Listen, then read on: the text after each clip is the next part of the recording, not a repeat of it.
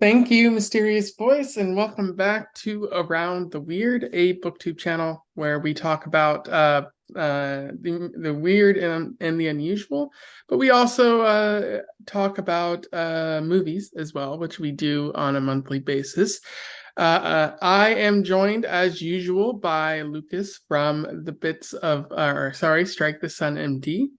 How are you doing today, Lucas? Yeah, I'm good. I had a good day at work, and I'm excited to talk about the Battle of Algiers, the Battle for Algiers, because it is a probably the coolest movie that's ever been made. Well, yeah, I wasn't expecting it to be as good as it was, and we'll get into why when we Mm. talk about it. Yeah, we're talking about the Battle of Algiers. Um, this is an Italian movie, an Italian African movie that was made in 1966. It was directed by Gillo Pontecorvo, who is no stranger to talking about dictatorships, talking about colonialism or anything like that. Written by Franco Salinas, starring Jean Martin, Yosef Sadi, and a couple other people. What's interesting is that they casted a bunch of Algerian people for this who weren't actually actors, like, or if they were actors, they didn't have a lot of experience yet. Mm. So you do have like native Algerians in this movie, but um, like they were dubbed by other people. Just trying to get around the fact that they didn't have that a lot that experience, which is one of the things that I'll talk about later about how about the sound editing and all of that. Also, there is music by, I don't know if you saw this, by Ennio Morricone, I did uh, see that. which is like, for those who don't know, like, he's a classic Italian composer on the level of John Williams and whatnot. Like, he did the music for The Good, the Bad, and the Ugly, the Fistful of Dollars, the Man with No Name trilogy, which has that classic Western sound. And also notable, this movie was banned in France. And there is an entire history Wonder around. why. Well, yeah, let me explain the history behind this.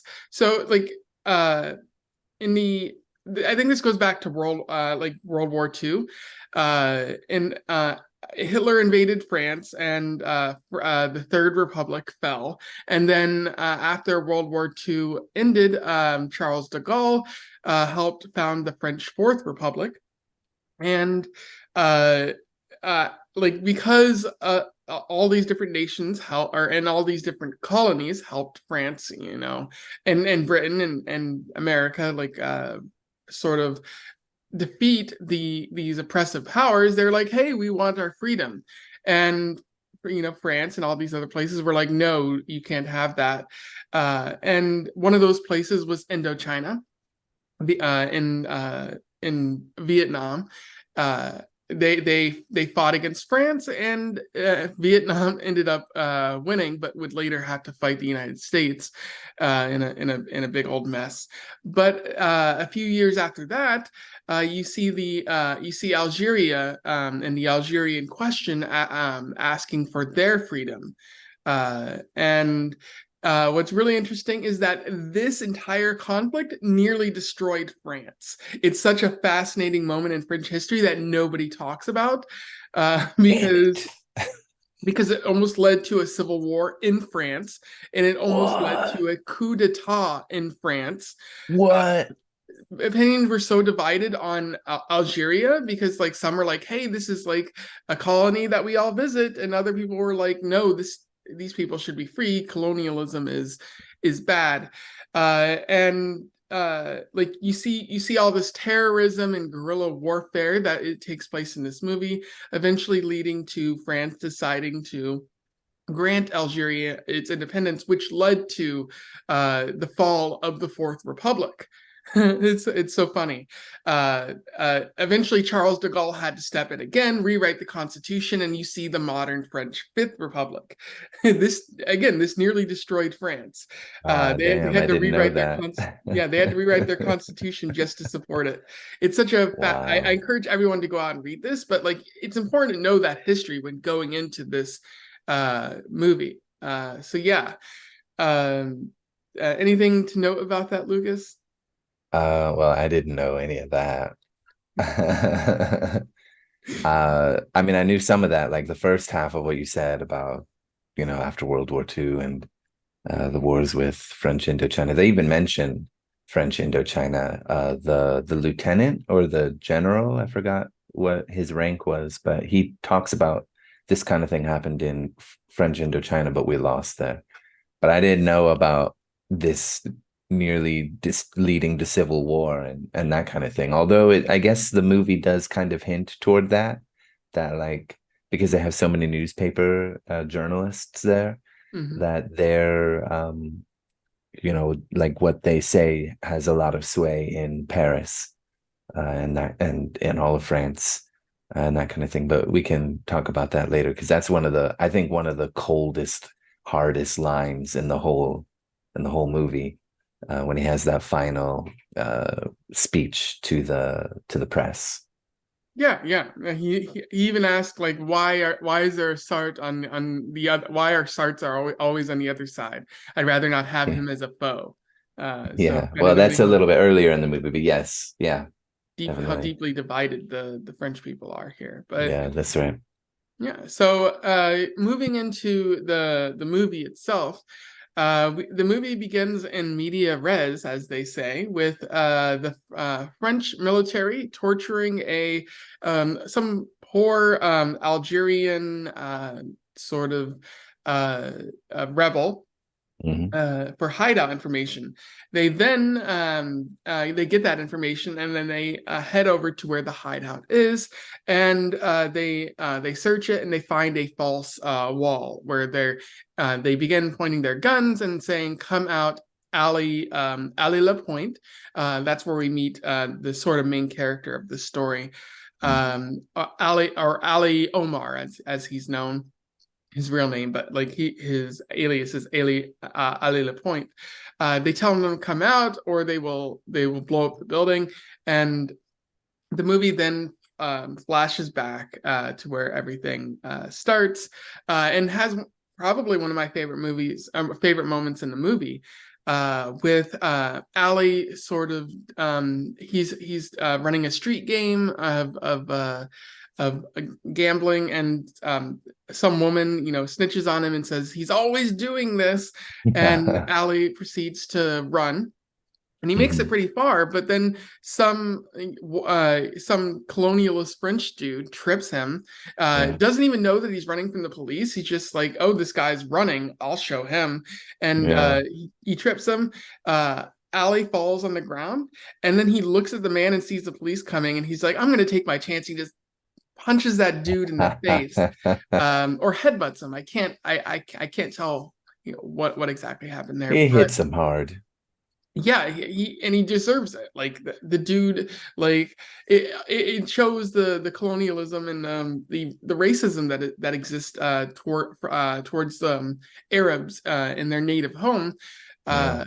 Uh, Eventually, Ali is caught and taken to jail, where he he watches as another Algerian man who seems to be a freedom fighter. He shouts like Allah Allahu Akbar, God is great.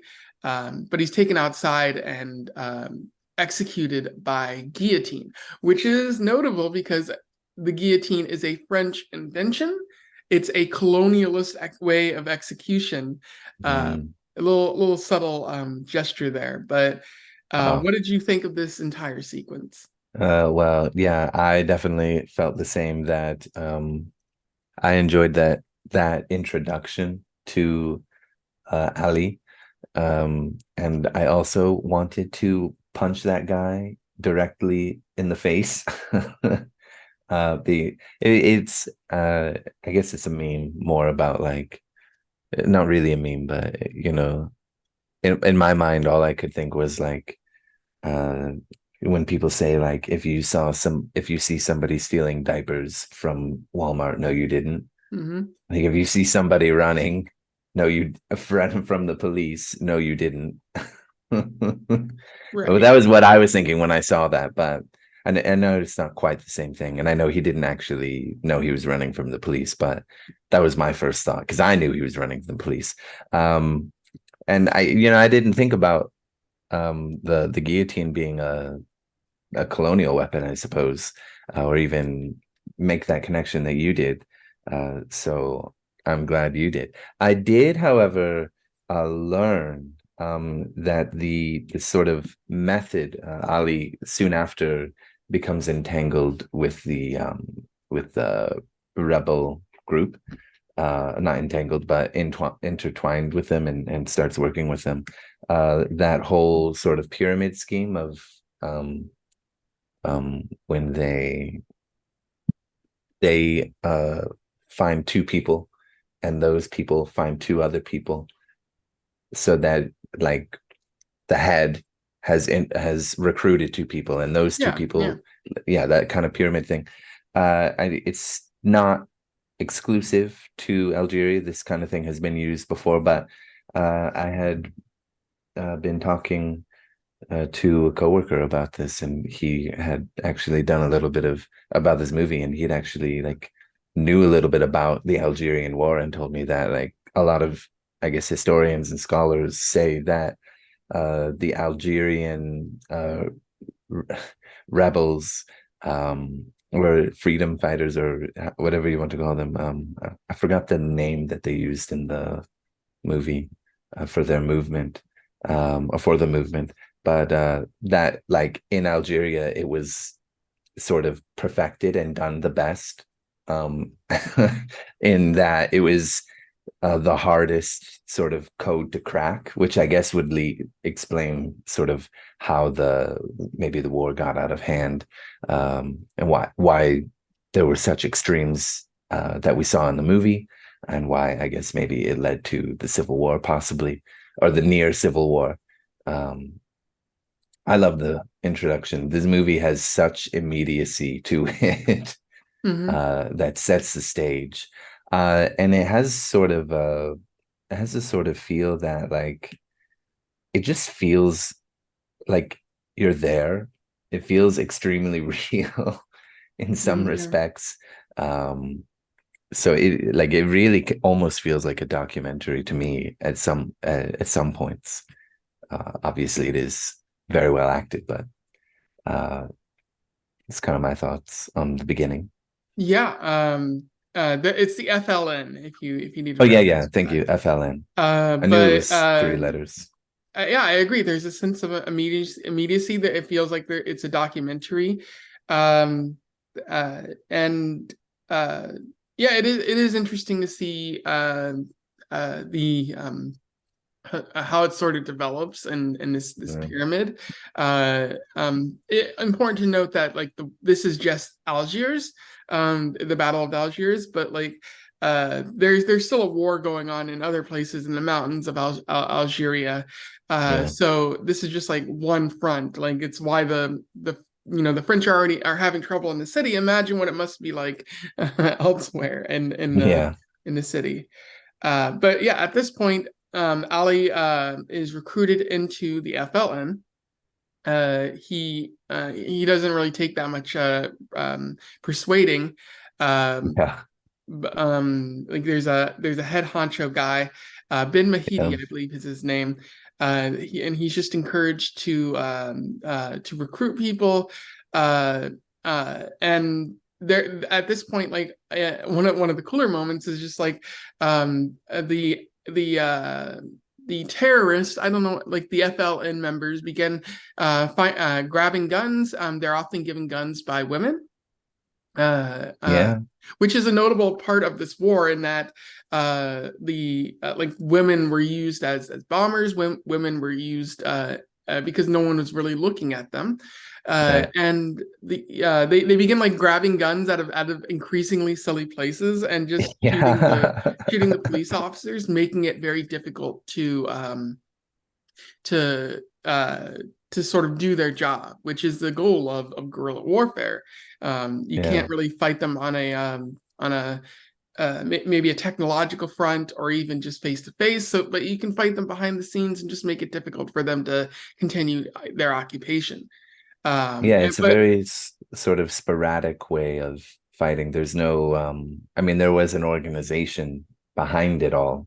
Otherwise, they wouldn't have been able to find the weapons in these really weird places.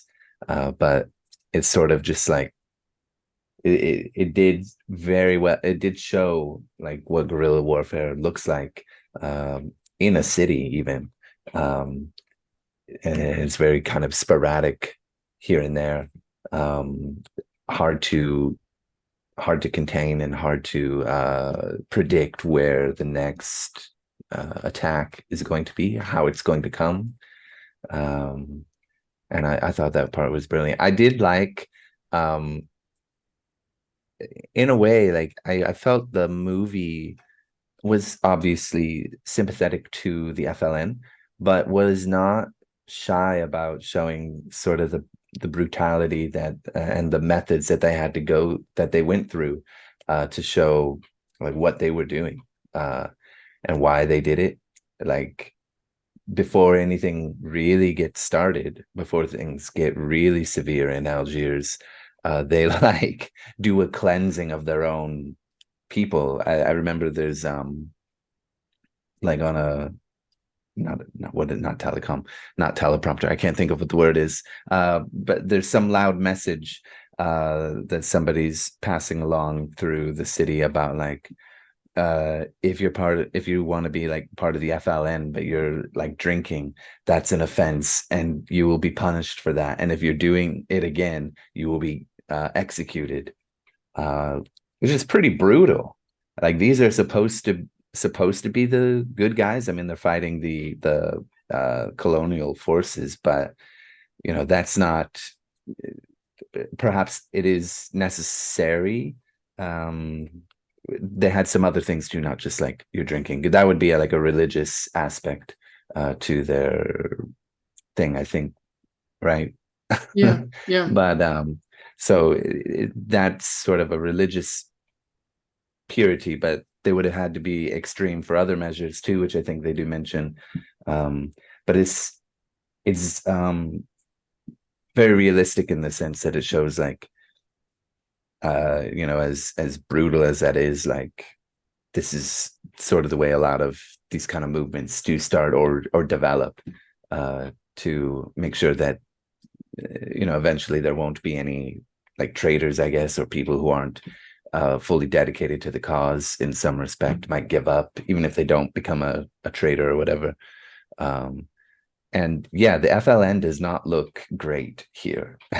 Better Well, than the colonials, but I not do great. think that some of that might be because the like if you're like they kind of ban prostitution and smoke Hmm. and like drugs and whatnot among the Hmm. members.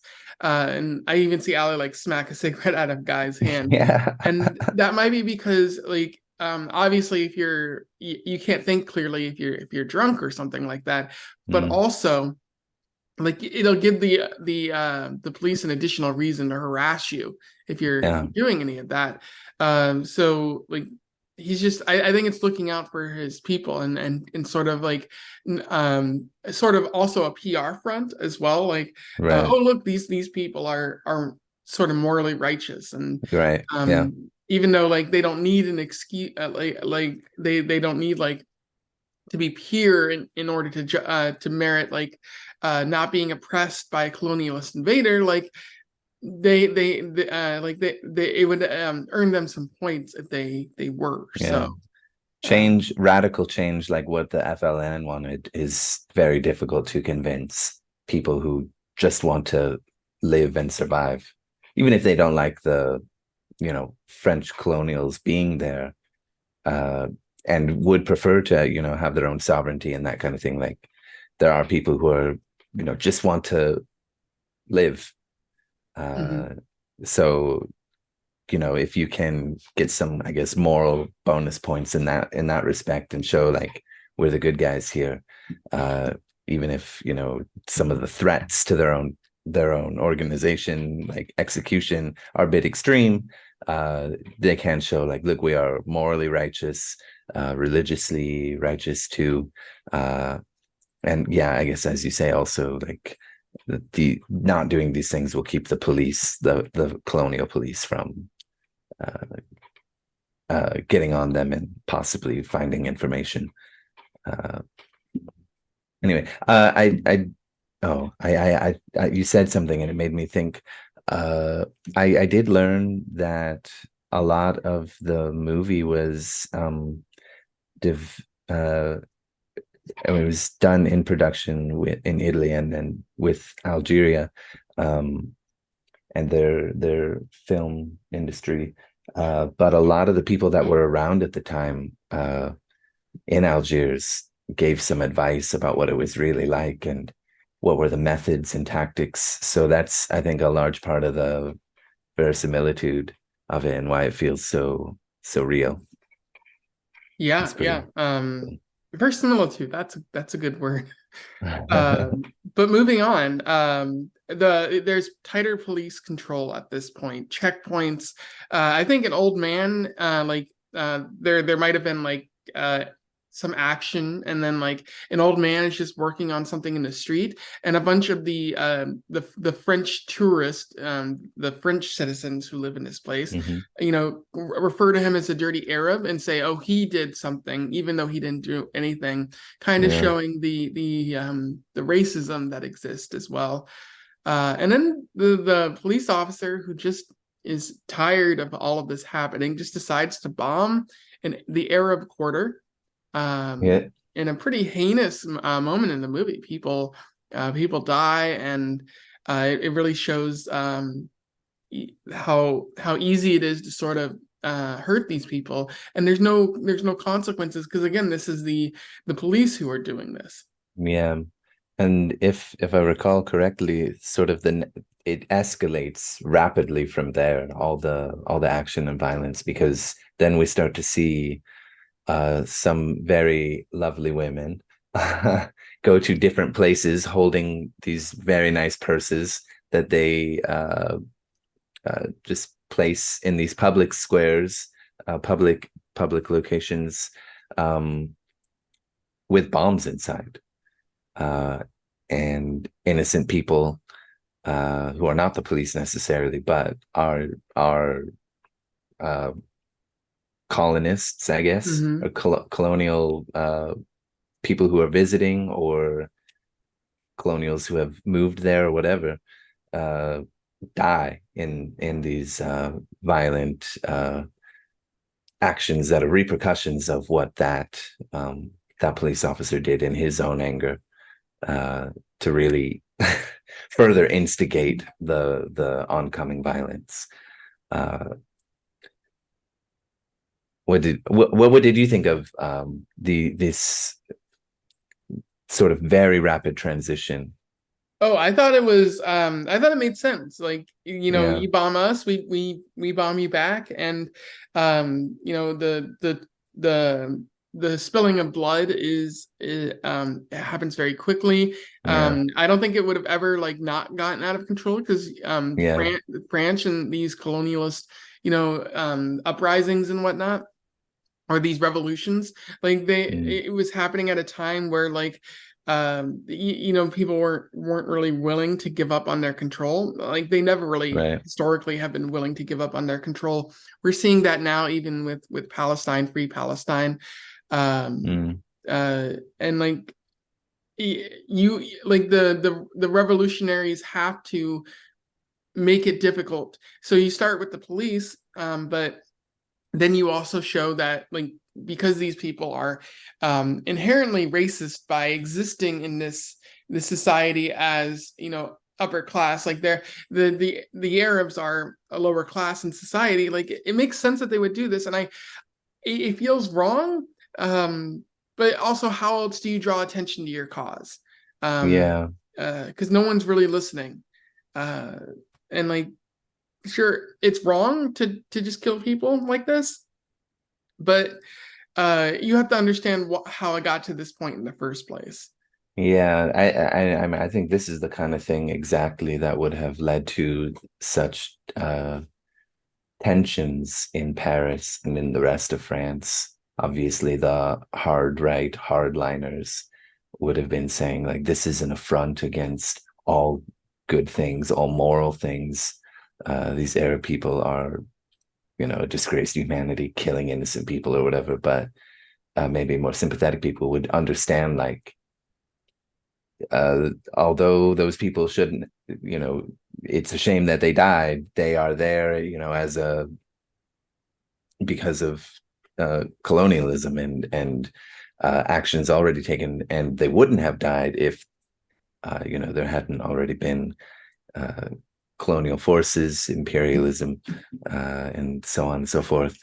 Uh, so yeah, I think, and the way the the media in the movie especially is shown, um, it shows that they're very much responsible for um, the continued actions in Algiers and in Algeria as a whole, but also rising tensions within France itself, uh, because they're reporting as they see it, Yeah.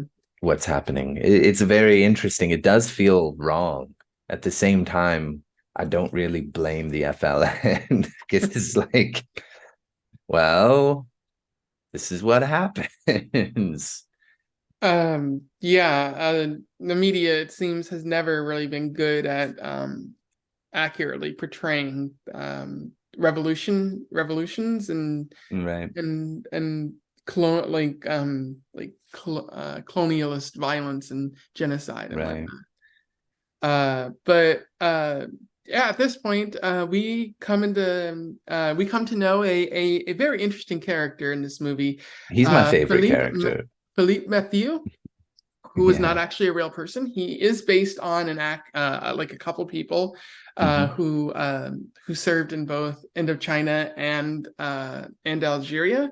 But Hmm. he is a lieutenant. He's brought in to sort of quell this revolution. Hmm. And he's what's very interesting is they say like places of action, Indochina and Algeria. So like Yeah. we come to know that this man is like he's fought in the colonies. Like Yeah. he's fought to preserve colonialism. He's fought to preserve imperialism. Yeah. He's kind of like France's last hope to remain an empire or whatnot. Yeah. And he is just ruthless. He He is ruthless. That's true, but I mean, like he's a bad guy because he is defending, and like he's sort of like just a soldier, right? He does what he's told, and he is France's last hope, so to speak, in the way the movie presents him. He is like morally reprehensible, uh, and he is extremely ruthless. Some might say he is fair. He does try to be diplomatic. Uh, he's I with I'm not saying he actually is. He's very much a brutal person, but there are a few times where he gives warnings, like if you don't come out or if you don't reveal the person we know is hiding there, we are going to bomb this place. He is brutal. There is no like morality to him in that sense. He's not actually a just, fair person, but he is like in his own sick world mhm. of like defending empire. He is a fair and just person, if that makes sense. I don't think Yeah. he's a good person at all, but in this like sick context that he's wrapped his mind in and intermeshed with, he is a fair and just person. He's a gentleman psychopath. Yeah, exactly. Like he's like, we'll give you a fair trial if you come out, but we see that like the fair trial is guillotine. The fair trial is Mm, torture, yeah, just to find out who the next person in line is. He's right. bombing the Arab quarter. He's like I. One of the things he says is like I respect their noble cause or something like that. But if he Yeah. respected these people, he wouldn't be here. He Well, wouldn't. he doesn't respect the people, right? He respects their cause to fight for themselves. I Yeah. guess maybe I don't know if that's necessarily an important distinction to be made, but he doesn't ever say he respects any of the people he's fighting against. So I think, sorry, I dropped something. I think I do think he's the kind of person whose like mind is attuned completely to war and battle tactics and that kind of thing. And that's why he was brought there. That's why he's I don't know how high up lieutenant is, but that's why he's a lieutenant. Um, Yeah, the kind of person who rises to the rank of any military. Like you sure. have to want to do war and you have to be good at war in order to get in such a high position. Yeah, I did. I get the slight sense, uh, like I strongly believe he's the kind of person like who's into war and is okay with what he's doing. But I did get the sense that as we'll get to it a little bit later, I keep referencing it, but his speech to the press at the end made me think he doesn't care that he has to do this. He'll do it because his job, and he's just a soldier following orders because he's a gentleman psychopath that has no morals.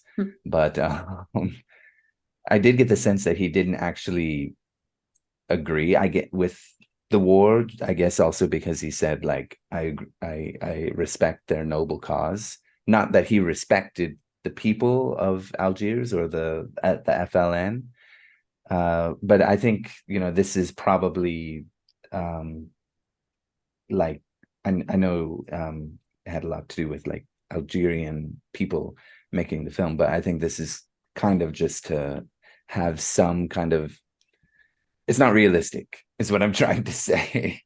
I think it's like just a kind of trope of like a soldier who doesn't agree with what they have to do entirely, Hmm. but they're gonna do it anyway. Yeah. Like, okay, if you don't agree with it, literally don't do that. Yeah. I don't know if you got the same feeling, just based there's not a lot to really show for that, but there were just small things that made me think he may not agree with what he's doing, but he's by God, he's gonna do it because it's his job.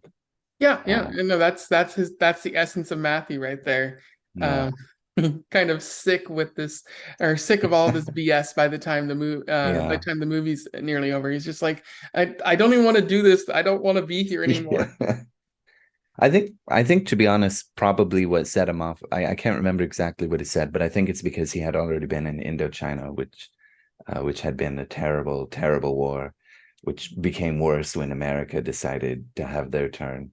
But I think like because he'd already seen that and rose through the ranks there, he'd already seen some horrifying stuff, and now he was being sent here because he was well, that the war in Indochina had ended, and he was one of the people able to do it. So I think probably he was sick of war, but he doesn't know anything else, and it lets him, I don't know, live out his power fantasies or something. Yeah, there's a lot to discuss with this character, like a Yeah, lot he. to really pull apart, especially as it Mm, relates to Indochina. But we can move on. Next, the workers, there's a point where they say like, uh, terrorism is a good start, but it only gets you so far. The people need to step in at some point.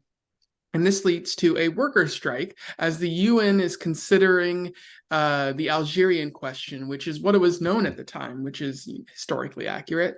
yeah, And the worker, everyone's going to go on strike, which Ali is worried because that means that the military will know or will be able to point to people and say this person is obviously FLN, let's arrest them, even though they might not be FLN. It's just an easy yeah, way to pick at the people, and the military does respond in a pretty amazing scene. You see like the military like on three different levels of this apartment complex, just grabbing people and forcing them back into work, and saying that their strike is illegal, and Mm. then like the at one point that there's a guy on a microphone saying that the FLN is bad and evil, and they don't want you to work, and capitalism is good. Actually, they don't say that part, but that's the implication. But Right. there's a child who like just grabs the microphone while no one's looking, and it's like, the FLN is on your side, brothers and sisters, so keep fighting. Yeah. That leads to, Yeah. raised spirits some more. I really loved that whole strike part because I like all I could. I mean, it was like depressing to see it break down, and the military, put a stop to that. But all I could think was like that is super. That is a super smart thing to do. Like it's nonviolent. It gathers attention, um, and yet, for the military forces, or the police, uh, don't change at all. It's just, what I mean is like, I'm thinking of sort of in America, when there were strikes happening, um, and police were used to put stops to this kind of thing. I just think like all I could think was like the FLN had a really basically a master stroke there. I think it was not Ali's idea, not only because he was worried about the military and the police being able to grab people, and find out who's really part of FLN and work their way up the pyramid, but he was also always the more militaristic of the like major people at the top of the FLN, if there is a top. I guess there were, Hmm. because he always wanted to strike and hit back. But the other two people, or one of the main guys, I forgot his name. I think you said it earlier. Um, Ben Mahidi. yeah, he always, not necessarily wanting diplomatic things, but he always wanted to, figure things out, uh, and plan out the next move. But of course, the military takes action, which just felt like as true as time to me. Hmm. Just make us money, do your work, Hmm. this And kind of thing. the UN is eventually proved useless at this point because Mm, they can't come to a resolution, which, right. yeah, if it kind of shows that you can't wait for people to legislate your freedom. You kind of got to fight for it. Yeah, that's right. And at this point, like, Philippe reveals that he kind of knows how this operation works with the pyramid. But the interesting thing about the pyramid is that, yes, you can find people, but see, it's pretty easy to recruit. And given your tactics of torturing people and whatnot, there's always going to be fuel to recruit people. Mm, Like bombing hospitals in the present day, you're not gaining any friends from that. Um, but yeah, the military reveals that they know about Ali La Pointe, and they start seeking him out. Ali talks about restarting the sort of where things are, and there's even a racetrack bombing. And after that happens, there's like a child like selling food and whatnot at the racetrack, and hmm. the French colonialists, the French tourists, just attack this child, kicking him, and the police have to break them apart. It was Which, disturbing. yeah, like you're the ones who, one, employed a child, but are also using the native Arabs as a subservient class here, in your colony, and like, you're this child didn't do anything, and you're beating them up. You're just using it as a target, and you're proving their point by showing how your behavior towards this child. Yeah, I mean that was, I was disgusted by that. That was a horrifying scene. One thing I think about this scene that is also amazing in terms of the filmmaking, I literally do not understand how the bombing at the horse track was done without people getting hurt. I mean, there were lots of people. The explosion, at the end of the horse, at the seats of the horse track, where it blew up. There's lots of debris and destruction going everywhere. I don't understand how that was done safely. Hmm. Maybe it wasn't done safely. I Yeah, I don't think there's a lot of know. points where this movie like kind of forgoes safety measure. It is Italian filmmaking in the 60s. So, I mean, Who knows? not to make assumptions, but I think there somebody's getting hurt here. Yeah, I mean, it was amazing. A lot of the filmmaking, if I can just make another point, the city of Algiers, it felt so claustrophobic. Lots of scenes going through the corridors, hallways, whatever you want to call them, of the like cutout jutted mountain where people are living, where their homes are. You can see doors everywhere. And Ali and the other guys in the FLN are constantly running from the police through them, but it feels like everything is closing in on them because so much of those scenes is in these claustrophobic, very narrow hallways that seem to be endless, but also like there's a police officer at the end of every corner. And Yeah. I just thought like, wow, what an intense, like, it's intense to watch, but like that must have been a very even more tense kind of thing because you don't know you don't have an open field of view, right? Yeah, yeah. It's hard to look over your shoulder that way. Yeah. But eventually, the military does arrest Ben Mahidi kind of by accident, and he delivers a speech where he to the reporters, the very biased reporters, where he's like we don't have like no matter what we do, like we don't have airplanes, we don't have the gear, the tactics that the military does, so we'll never be able to engage in as much violence as the French do to us. And I'm like, hell yeah, go off, King. Yeah. Um, I love but that. then like he like not only do they capture him, put him in jail, but he kills himself.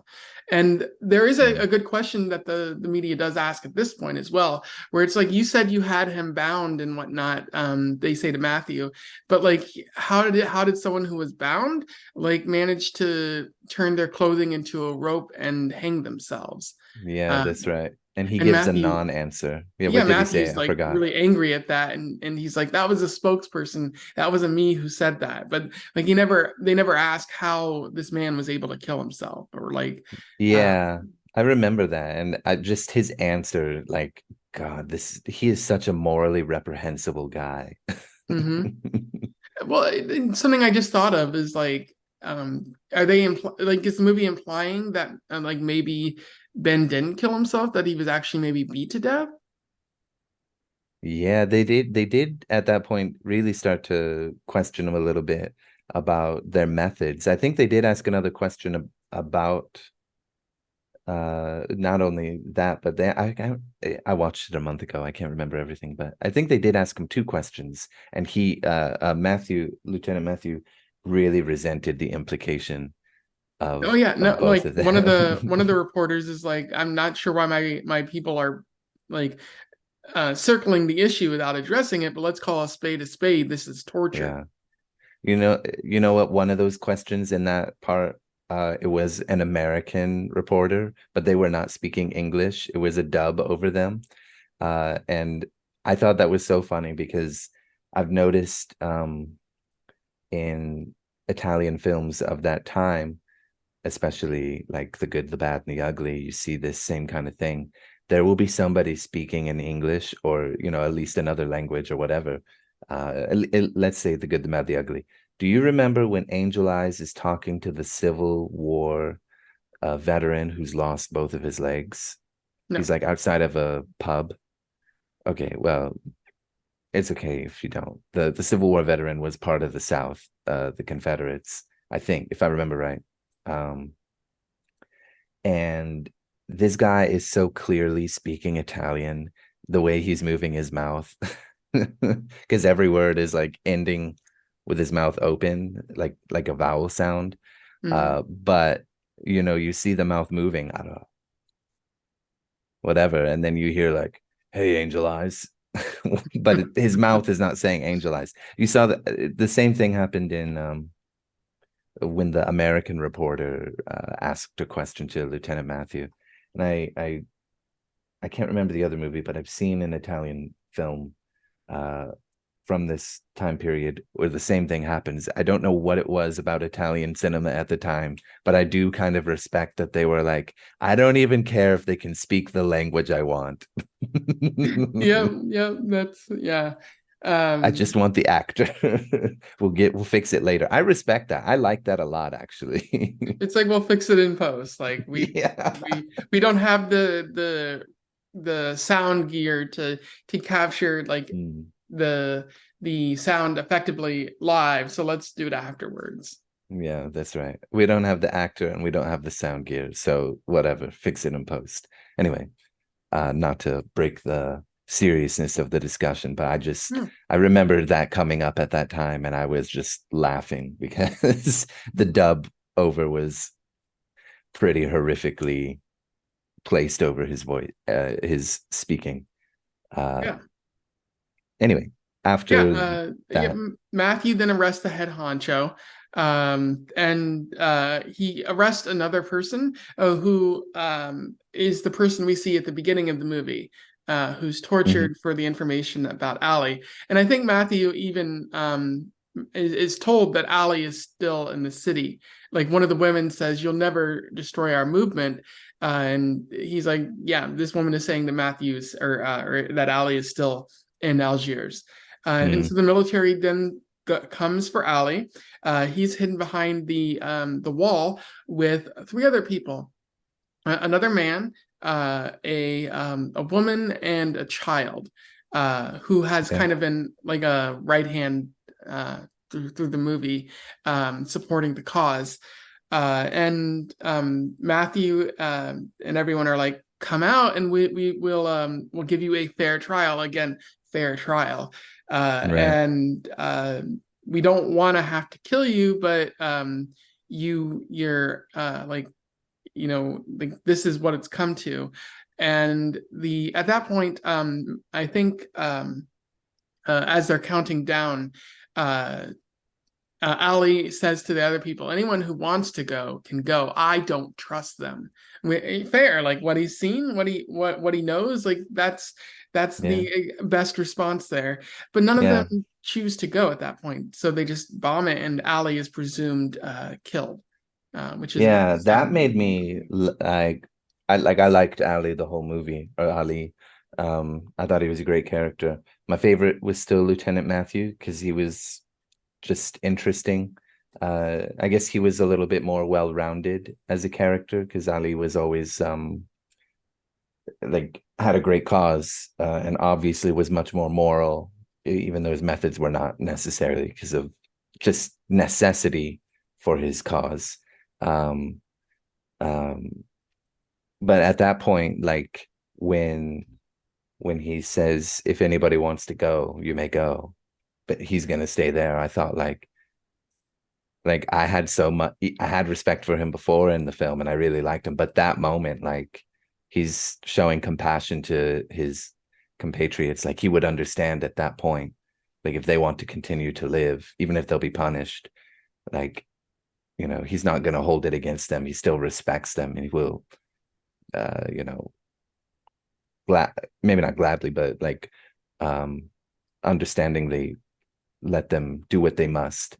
But then all of them stay, which Mhm. just made the scene even more tragic and also like more interesting to Yeah. watch. But at that point, I was like, oh, Ali is extremely complex guy. Mm-hmm. I mean, not to say that he wasn't before, but at that moment, I just thought like, man, this little moment made him so much more interesting as a character and a person and like extremely relatable to Yeah. me in that moment. And I just thought like, I love this movie. It would take a longer video to go into, like Matthew, like it would take a longer video to go into Ali, who I think is one of the better written characters in this movie and probably any movie. Mm, Like just to the simplicity of of what he is. So like we're understanding that he cares about a revolution, but at the beginning of the movie, we're told that he's been in juvenile detention. He's been in jail for a couple years, and he's running street games. So like Yeah, he not only is he dealing with this oppression, but he's at the bottom rung of the society. Like he's seen this oppression probably the most firsthand in a variety of different locations. And he's like even before this movie starts, he's probably willing to martyr himself for this cause. He just needed yeah, somebody to point him in the right direction, which Ben and yeah. a couple of other people do. Yeah, he definitely just needed the motivation and the support, more importantly, to probably didn't need the motivation. He already had it, but he needed the support and I don't know the word for it right now, like the know-how, like how do I get started Mhm. in supporting this cause? Because he would have supported it. He is a very complex, interesting character, because you're right, he is like socially his like social status is the lowest of the low. um you know, he runs secret games or whatever, as you said. He's not always like a happy-go-lucky kind of person in the beginning. He's really rough around the edges. He's militaristic, but he does have a lot of compassion at the same time, for others. And yeah, he's an amazing character and also painfully handsome. Oh yeah, like distractingly handsome, just Yeah, really dashing. They found the most dashing man they could for yeah, that's this true. role. That's Uh, but right. but yeah, after Ali is killed, they say that the revolution kind of dies down for a bit, continues in the mountains, but Hmm. then like a year or two later, the Algerians fully revolt. That moment that Ben was talking about, where the people need to take hold, actually Hmm. happens. They begin rising up in the streets and attacking the military, and then finally France recognizes their independence, which Mm. again is where history comes into play. Like the French far right, the French who were in favor of colonies and whatnot, did not like this.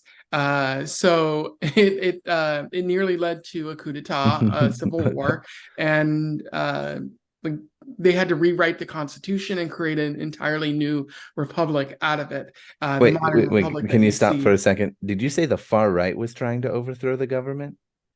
Yeah, like the generals and whatnot. Oh, yeah, okay, okay. Yeah, that's right. You did say that. I'm sorry. I was just like having whiplash of Hmm. modern history. Very Yeah, modern history. yeah. It turns out that the entrenched colonialists don't like when you remove the colonies. Yeah. Mm. And Uh, then yeah, they show the war continuing on. And what I think is, again, I like, to me, the absolute most insane scene of the whole movie when the tank goes through uh in the last scene and you just mhm. see a mob of people um like running. uh I can't remember, are they attacking the tank or like throwing stuff at the tank, or They're they're just throwing running? rocks. Yeah, they're throwing rocks, that's right. And the like that is, I could not believe how they perfectly captured like what a riot looks like. And I also don't know how they did it. I mean, like, it looked so real. Authentic, yeah. Uh yeah. I heard that in early screenings of the film that they had to put at the beginning that none of this, like, all this is, none of this is found footage. This is all, you know, filmed and recorded, you know, intentionally. And I can see why they needed to do that, because especially with that riot at the end, like, there's so many people. Hmm. I mean, hundreds, maybe even up over 1,000 in that one scene. I think it's just hundreds, but like, there's so many people rioting at these tanks going through, and it just boggles the mind that that they could do this. But probably all those extras got a little cash or something. Uh, but then I how did will they? I will Yeah, go on. note that yeah, that this movie takes place in 66, so it's only 5 years removed from the like Mm, 5, 6, 7 years removed from the war and the independence. So a lot of the people who are in this movie probably were revolutionaries or at least like lived in Algeria at the time, and you could mm, probably just say, hey, just do what you did in um in Algeria. yeah. Although how they got a tank, I'll never know. But like yeah, Yeah, so I would like to know that too. There's so many amazing, like the story is great. I do love that it's pretty sympathetic to the FLN, but it does not shy away from their tactics and how dark and gruesome they were, or got to what level they got to. Um, but I do like that it shows how violent hostilities on both sides got, to be fair and balanced, if we want to say that, although I hate to quote Fox News. But um, I just thought like so many things about it are so great. The balanced approach to showing the characters are rich, Ali and Lieutenant Matthieu in particular. Um, the setting, the camera work, the some of the shots, the dangerous stunts with the bombs, even the ones that are like the bombs in the purses that blow up in the like colonial hangouts. I those ones also I don't understand how they did that safely because they're just Mhm. but it's amazing. It's an amazing film all around. Like all so much of it, it's so relevant, sadly, to this day. I think that's why you chose the film, if I Mhm. understand correctly.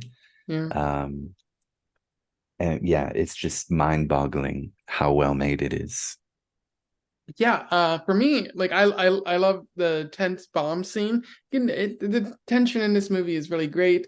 Whoever the actor playing Matthew is solid. Like I and also like Ali La Pointe, like very good actors, Mm, very good performances. It's merciless against colonialism, willing to name it here, which we talked about RRR earlier in the yeah, year. I don't think it really named colonialism, but you saw a lot of it on display, but yeah, it was kind of amplified and made silly, whereas here it's just this is what it is, and these people are suffering as a result of it, and mm, that's why you see them doing all of that, all the violence and all the martyrdom and all of that. And there's so many other great things that I don't have time to go into. Just the one bad thing that I note, like I love this movie, but the sound editing is poor. Um, yeah, it and that's a consequence of Italian cinema at the time. yeah, It's not distracting, not enough to really sink this movie at all, but it is noticeable, and it's yeah, like much more so than any other movie we've watched of the time. So it's just yeah, a yeah. little That's issue. fair. Yeah, the sound editing is not too great, as they say, but it is so perfect in how it shows that I mean the movie was not fucking around, but the French still found out, as they say. Yeah. Yeah. So yeah, amazing movie. I definitely recommend it. As I'm sure you do. Uh, Yes. I'm really glad that I found out about this movie, and I found out about it in an unusual way. Like I had to sit in on a French class, our French history class, Mm, for my job, and they were talking about they had like reached the point of the Algerian question, and they're like, "Oh yeah, this is an interesting movie if you ever want to like um, want to find out more about this or see a dramatization of it." I'm like, mm. "Okay, yeah, I'll definitely look into that. I should probably find that professor and tell them that it's a great movie. We Yeah. could You probably should have a email them. I yeah, will email them if I for you. even remember their name." Oh, Uh, sure. But Maybe yeah, you can look at your schedule. it's a solid movie. But so we reached the end of this. Lucas, what movie do you have planned for next month? Well, I was feeling that I would like to return to American cinema because I desperately want to watch a Western. The genre has all kinds of issues. We'll say that. That's putting it nicely. Oh yeah. Um, with colonialism itself and extreme racism, and whitewashing of history. But it is my favorite genre of anything. However, uh, I didn't have time to find one that was readily available on the platforms that we have available to us right now. That was from America. However, I did a little searching on Letterboxd and I found another Italian film. So we're Mm. staying on the boot and we are going to watch Il Grande Silenzio, the the Great Silence, which is a spaghetti western. What year is it from? 1968, I think. So the real like height of Italian cinema. Okay, well, I've Yeah. never heard of this movie. I know that, the spaghetti westerns are very entertaining. Yeah. So It we'll has a very high ranking on Letterbox too. So that I'm not going to tell you how high, but that shouldn't influence how you feel. Andrei Rublev also has a high ranking, and you had until the end very interesting, different, mixed bad feelings about the movie. yeah, So okay. I'm very interested. I'd never heard of the movie. I looked up Western on Letterboxd, and that was one of the first ones I found. So, and it's on YouTube currently. So, If you want an interesting and maybe not racist Western to watch, I watched Silverado pretty recently. That's an American Western, and it was fun. You might enjoy it. okay, I will check it out. I love Westerns. A What do you young watch it Danny on? Glover, and that's Oh good. yeah, Danny Glover's great. Well then, yeah. So that those are our thoughts on the Battle of Algiers, and we'll end up watching El Gran Silencio in Yeah. for the month of December, which we'll talk about in January. If you have any thoughts, let us know in the comments below. We would love to hear your thoughts on the Battle of Algiers specifically, because this is a pretty amazing movie, and I'm sure a lot of people have different things to say about it. Otherwise, don't forget to like, share, and subscribe so that more people can find out about this movie or these people who made it if they don't already know. Join the Discord. Luke is posting there from time to time as well. There's a Mhm. link to it in the description. And until then, we wish you the best of luck in your weird and revolutionary travels. Once again, free Palestine and farewell. Farewell.